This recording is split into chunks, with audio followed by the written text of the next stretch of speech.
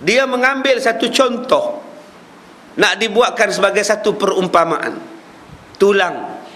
Siapa yang boleh hidup tulang ini? Allah kata wa nasiya, dan dia lupa. Nasiya tu maknanya lupa. Khalqahu, dia tu dijadikan daripada apa? Dia sibuk duk tanya tentang tulang. Siapa yang boleh menghidupkan tulang? Dia tak pernah tanya diri dia, siapa yang menjadikan kamu? Siapa yang menjadikan dia tu dia tak pernah tanya. Dia duk sibuk tanya, tulang ni siapa yang nak hidupkan balik? Dia tak pernah tanya, diri kamu tu siapa yang hidupkan? Semalam saya sebut di Kemensah, dalam surah Sejadah disebutkan sulalatim mimma immahin. Manusia itu dijadikan daripada saripati. Sulalah maknanya ialah saripati. Setelah diproses daripada tanah, diproses daripada makanan, diproses daripada minuman, diproses daripada berbagai-bagai jenis binatang-binatang yang dimakan, diproses daripada buah-buahan, diproses daripada sumber dalam tanah, akhirnya menjadi ma'in mahin, menjadi air yang lemah. Sulalatim mimma'in mahin. Maka jadilah manusia itu daripada saripati, air yang lemah. Apa maksud air yang lemah? Banyak orang memberikan maksud mimma'in mahin, air yang hina, bukan air yang hina. Air mani bukan air yang hina. Kalau air yang hina, takkan dia menjadi nabi, takkan dia menjadi rasul, takkan dia menjadi khalifah seluruh muka bumi ini, takkan dia menjadi wakil Allah di atas muka bumi. Mahin maknanya ialah lemah. Sifat air itu lemah. Memang lemah pun, sehinggalah dia jadi manusia pun masih lemah.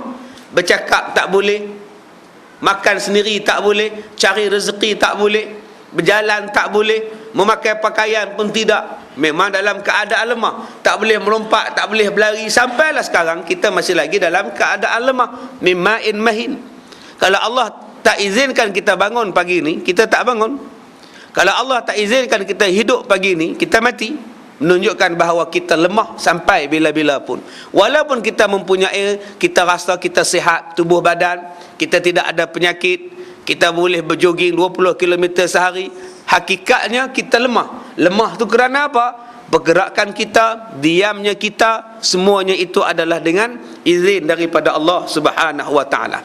Maka Allah berkata, laki-laki ini berkata, qala, dia berkata, man, siapa, yuhyil izam, yang boleh menghidupkan tulang belulang, wahia ramim, sedangkan dia sudah pun menjadi hancur.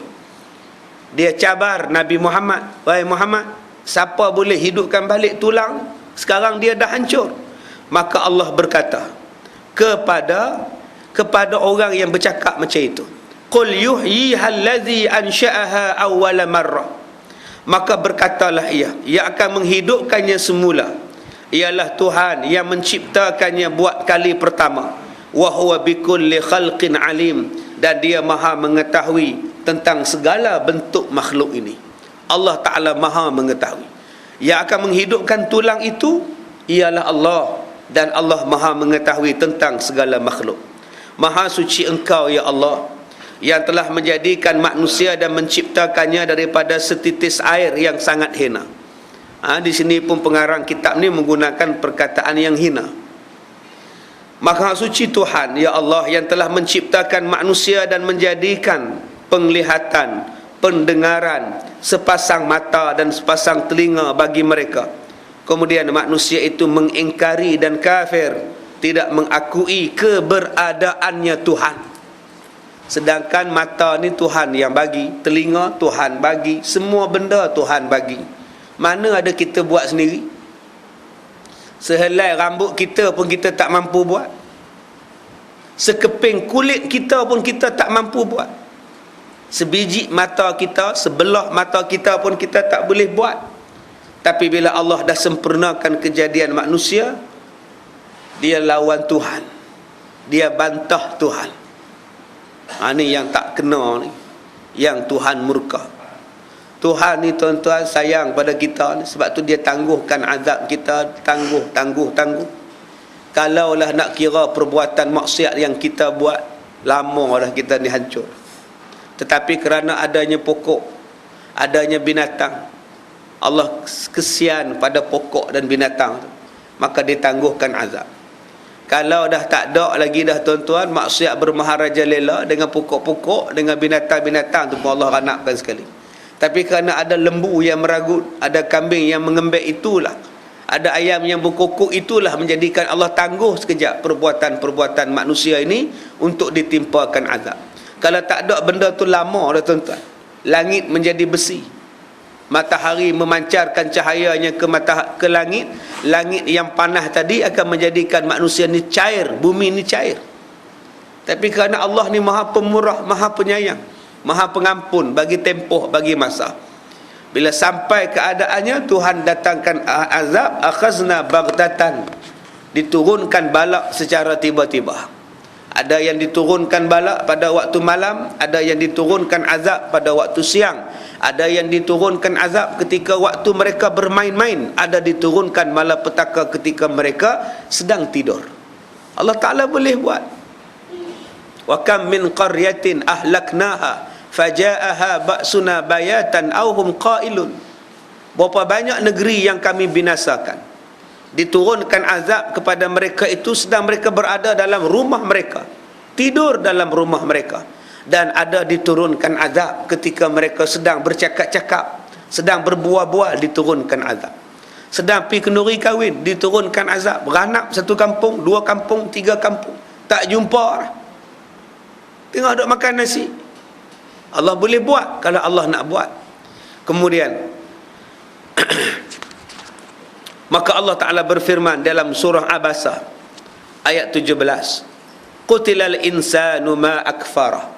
Pergi celakalah manusia, alangkah amat sangat kekafirannya. Makan di bumi Tuhan, dia pun dijadikan oleh Tuhan, tetapi dia kufur kepada Allah. Maka Allah menggunakan perkataan yang sangat kasar, Qutilal insan. Pergi matilah manusia yang mempunyai sifat-sifat kafir kepada Allah. Tuan-tuan yang dirahmati Allah, balik buka surah Muhammad ayat yang pertama.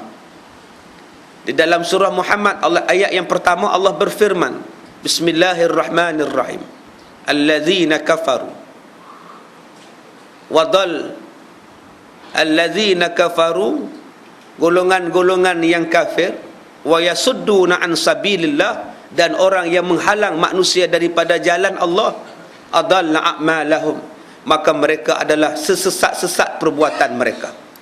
Di sini Allah menggunakan perkataan umum, allazina kafaru. Allazina, siapa-siapa. Allazina itu dalam surah Muhammad ayat pertama ini, Allah menggunakan perkataan umum. Allazina, siapa-siapa pun. Orang-orang yang, allazina, orang-orang yang apa? Yang kufur kepada Allah. Kufur kepada Allah mempunyai beberapa tahap. Kufur musyrik, yang langsung tidak mengambil Allah sebagai Tuhan, yang sembah lain daripada Allah. Jumpa batu, sembah batu. Jumpa binatang, sembah binatang. Malah sembah orang pun disembah.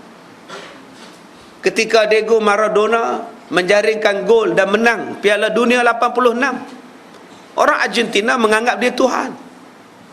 Malah diwujudkan satu agama baru, agama Maradona di Argentina. Orang Melayu pun bubuh nama anak dia Maradona. Sebab 86 tu Maradona terlalu top, sampai pada satu tahap diangkat macam Tuhan di Argentina. Sampailah dia hampir-hampir gagal membawa Argentina ke Piala Dunia. Orang pakat kutuk dia, surat khabar maki dia, wartawan marah dia, sebab Argentina hampir-hampir tersingkir, tak boleh masuk Piala Dunia. Masa Maradona tengah hebat, mereka sanjung dia. Bila Maradona gemuk, hampir-hampir kalah dalam Piala Dunia, kelayakan, orang maki dia. Tuhan mereka pun mereka maki. Ini puak-puak yang bengong ni tuan-tuan. Bukan kata mereka sembah batu je, orang pun mereka sembah. MGR mati, berapa puluh orang yang mati. hero Tamil tu mati tu, MGR, Murugulur Gopalan Ramachandran, nama dia MGR. Bila dia mati saja, berpuluh-puluh orang bunuh diri kerana menganggap dia sebagai dewa, menganggap dia sebagai manusia dewa. Tahap dewa bukan lagi tahap manusia. Ini manusia yang dipanggil sebagai kafir musyrik. Yang keduanya, manusia yang beriman kepada Allah tetapi tidak mencapai tahap iman, mempunyai i'tiqad yang salah, pahaman yang salah, juga dipanggil sebagai kufur.